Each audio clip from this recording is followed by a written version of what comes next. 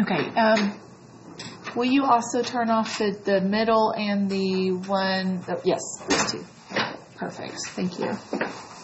Okay, so for those of you that are distance learning, I am doing this, we're going to do this first column together, this blended pencil point column together, and then the rest you will need to do on your own according to the techniques that I posted yesterday. Okay, so we're going to start with the sphere here. As you can see throughout this, the worksheet, which Isai, I think there's an extra copy over there on the counter. On our worksheet here, we've got these little things on each side. Those are to represent like a light source or sun or light bulb, whatever you want to, maybe it's a star, whatever you want it to be. But that's where light's coming from. And really fast, go ahead and make sure you have your name on your paper. So go ahead and fill your name in before we get started. Okay.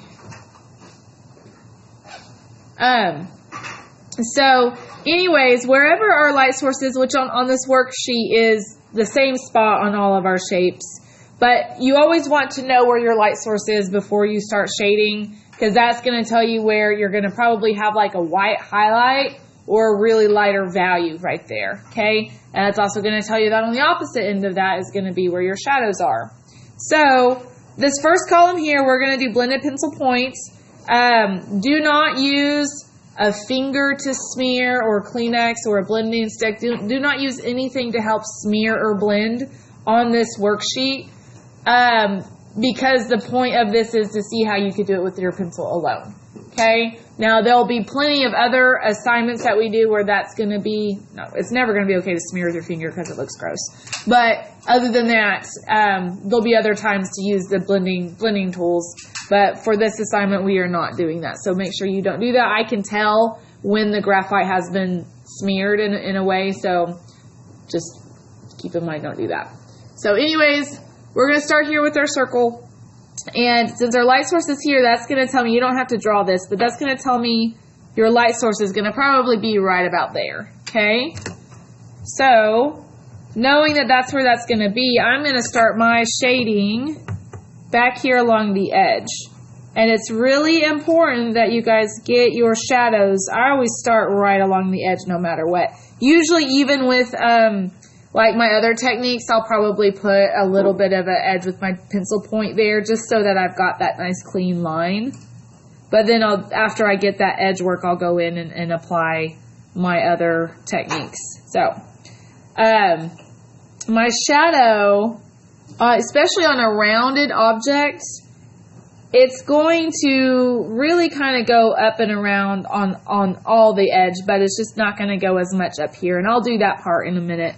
But I'm going to start here. I'm going to start with, I'm going dark, but I'm not going super heavy dark, because I can always go back and make it darker.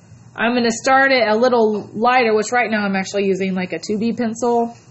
So you don't, if you just have a number 2, that's fine. Don't stress. And remember, when we were doing this technique in our notes, the key is to overlap your strokes. That's really the key for any of your techniques, is overlapping your strokes to try to get it blended looking. So, and that might mean for this one that we are going to go in different directions to kind of hide, you know, if it does look a little strokey in one spot. And if I got outside the line there, that's not a big deal. We can always clean that up later. I'm going to turn this on and see if that helps. Is that better? Okay. I think it just depends on the light I get out the window, because like last hour when I was doing this, when I turned on that light, it was too reflective from the graphite. So anyways, I'm going to try to let my shadow sort of curve with my object too. It gives sort of like a cross contour. We had talked about that yesterday, but having your shadow wrap with your object is kind of a natural thing anyways.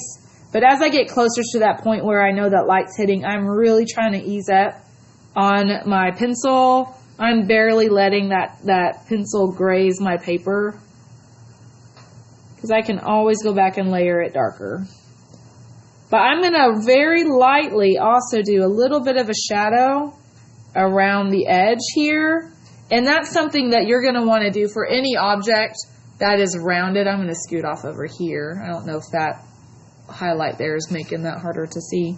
But there's a little bit of a shadow that wraps around your shapes that are rounded. Any, like an arm or an apple or any kind of object that's got a curve to it is going to have a little bit of a shadow on the edge. Okay, and then I'm going to just really lightly still kind of carry that in. And I'm just going to kind of layer over to sort of smooth out the liney look going in different directions.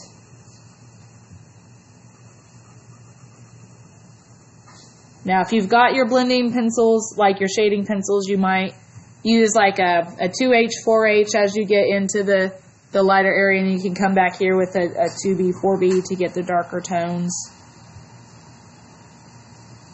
And if you get outside the lines, not a big deal. Just go back and erase it. Clean up. Do definitely, though, clean up your edges, because you're going to get outside the lines on a lot of them.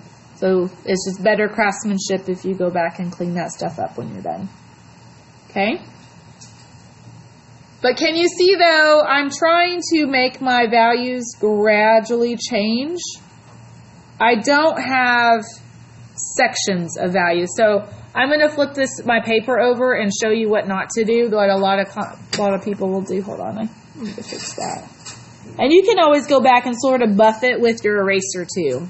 If you're struggling with the pencil, buffing with your eraser will help you get that. But I'm going to show you real fast on what not to do. So a lot of people will do like sections. They're like, okay, so here's my light. I'm going to have a dark section right here, and they color it in really dark. And then like, I'm going to have another section like this that's like a lighter color. That's what they'll do. Are any of y'all doing this right now? If you've got sections, you are doing it wrong. Okay. You don't want to have like a hard edge. You shouldn't be able to see, oh, this is where this shadow ends and this is where this one, you know what I mean? You shouldn't be able to have sections because shadows don't fall that way. They don't just automatically stop. You know, depending on, if you have a really harsh shadow, you might have a hard edge on the drop shadow. But as far as the shading on the object, it's not going to be in sections like that. Okay? So don't do that. You want it just to be a gradual change. And it takes practice. This is not something that, unless you've been drawing on your own for a long time, this is not something that's going to come easy. It's going to take practice just like anything else. Okay? So, if you're still working on your shape, that's fine, but I do want you to go ahead and pause and pay attention to what I'm doing on the shadow. The darkest point of your whole shadow should be right along this edge, right along your shape. The reason that is, and right now it looks really shiny because it's a heavier graphite right there, so I'll probably kick my light off here in a second so maybe you can see that better. But this should be the darkest point because that's where the least amount of light is getting, okay? So that should be the blackest point of your shading, and then you'll kind of carry that out. Now you don't have to fill in that whole shape that's sketched in for you. That's just kind of to get the idea that this is a rounded shape. It's going to kind of be that shadow shape on the ground, but it should still sort of fade to white on the ends. They fade away. Okay, so I'm going to kick off the light now, so maybe the camera will adjust and you can see how dark that shadow should be compared to the rest. It's not really doing it though. It's not really adjusting. Oh, boo. Can y'all tell though? You can kind of tell that this is darker than this. So just really let that's called the proximity shadow. That proximity shadow should be the darkest point in your whole picture. Okay? I'm going to kick that back on now.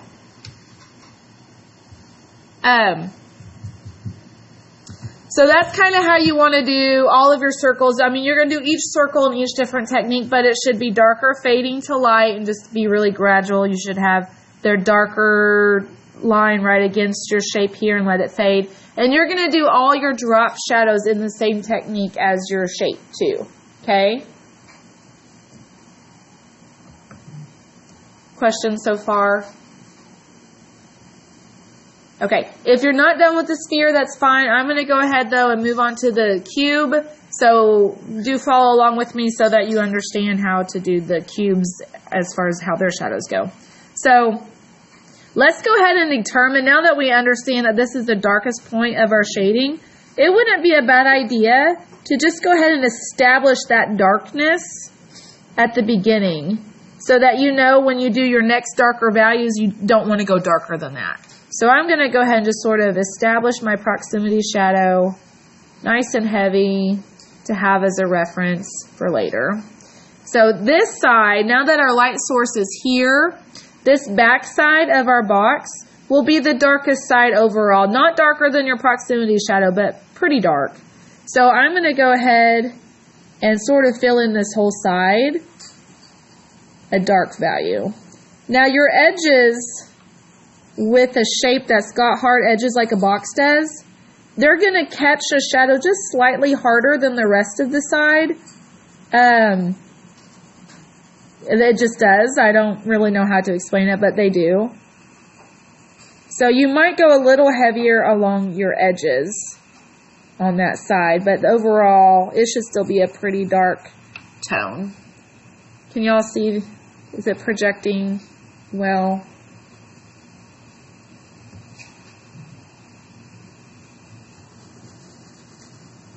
But again, the goal of the blended technique, the blended pencil point, blended pencil side, is to not see your stroke marks.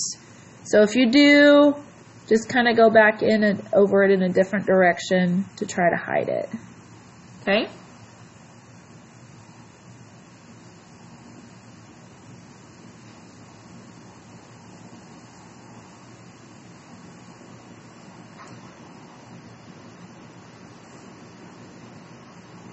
Okay. So on your top side, this is going to catch most of the light, but we're still, because the light source is just more off to the side, it's still going to do a slight fade, but I'm going to go just a really light gray. And this might be a good side to use like an H pencil on. So maybe I have like a 2H fade to white, or 4H fade to white, if you got them. But I'm going really as soft as I kind of can. I'm still working with my 2B pencil here, so it's still kind of dark, but you can still tell a difference in the value.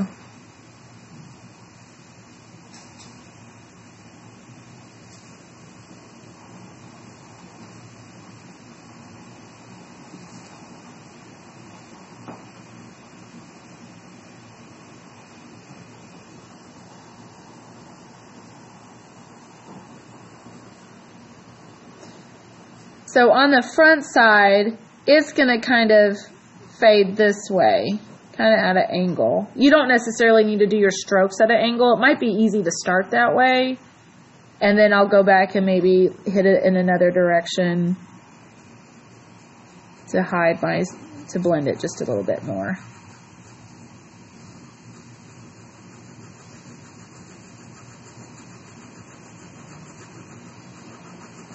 Remember, overlapping strokes is the key to getting a good blend. And it might take 3, 4, 5 times to do it. Now, just like I said on the back side, your edges will get that shadow just a little bit heavier there. So I am going to kind of go back and maybe darken this top edge just a little bit more and then fade it down.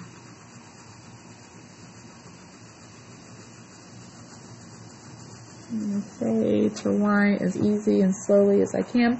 Remember, do not have sections.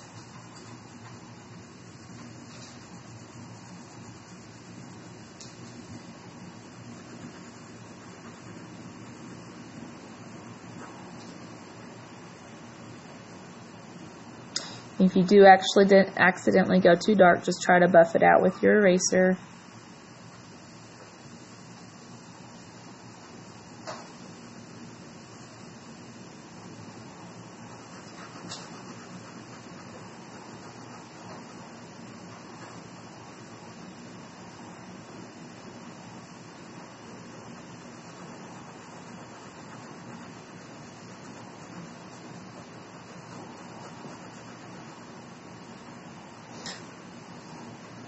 and get your edges good.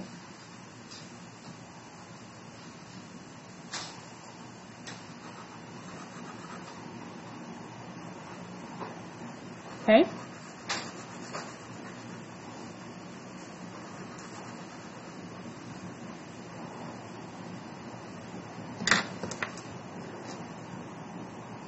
Remember to clean up any lines that might have gotten outside your shape. And then I'm going to go back and add my drop shadow.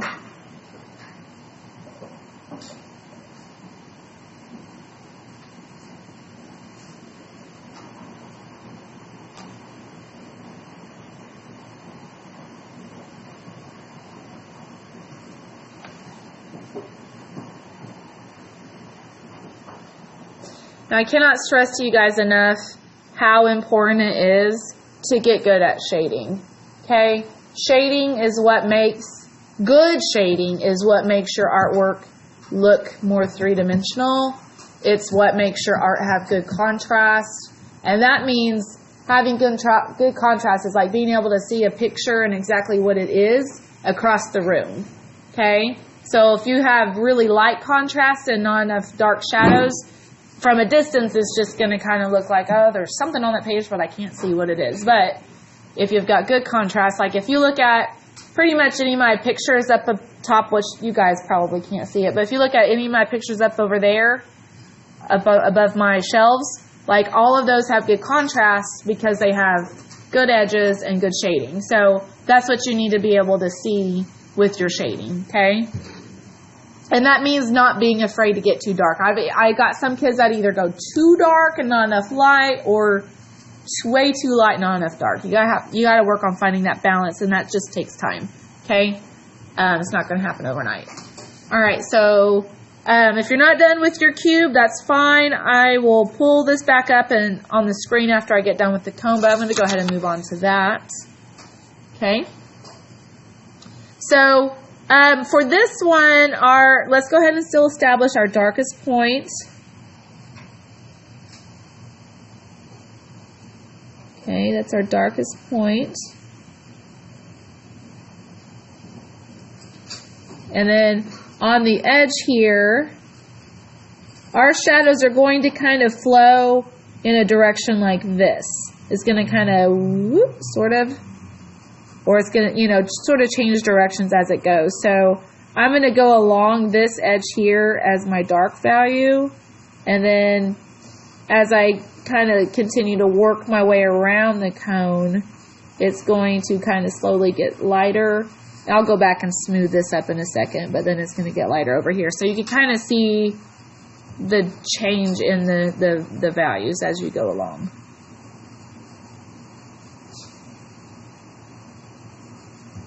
I feel like my table is giving me a texture on my shading that I don't want. Oh well.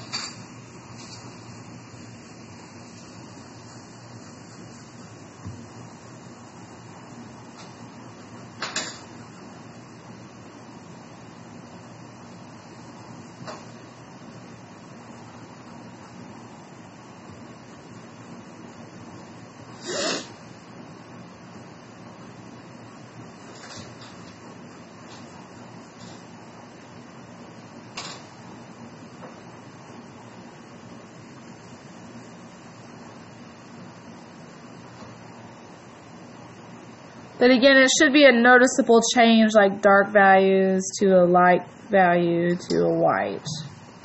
Which I could probably go back and lighten up this side a little bit. But you don't want the sections. Make sure you're not getting the sections.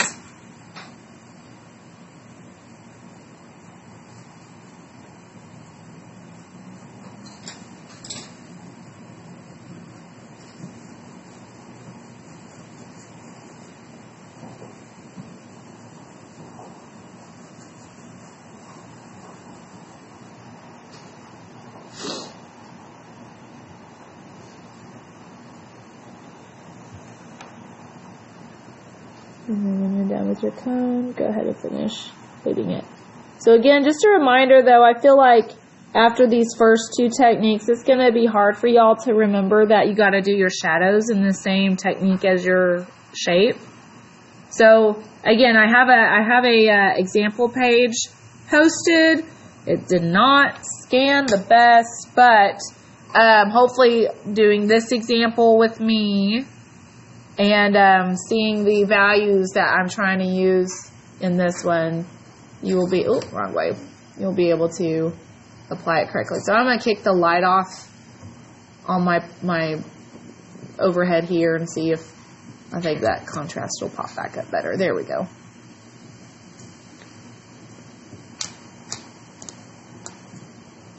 So again, dark to light, dark to light, dark to light. Also, make sure, I always have kids who forget to do like maybe a side of the square. Usually it's that top side that they'll forget. So make sure you shade all four sides, or three sides, I guess is what we see. So, now make sure you'll do the rest on your own using those techniques that we went over. So if you don't remember what they are, refer back to your notes so that you can look at that. And then just try to tone them, shade them in a value change like I did on this one. Any questions? We will work on these today, tomorrow, and Thursday in class. They'll be due at the end of the hour Thursday, so you have time to make it look good. And I want you to put that time and effort into it because, again, this worksheet is probably one of the most important skills that we're trying to gain for this class. Okay?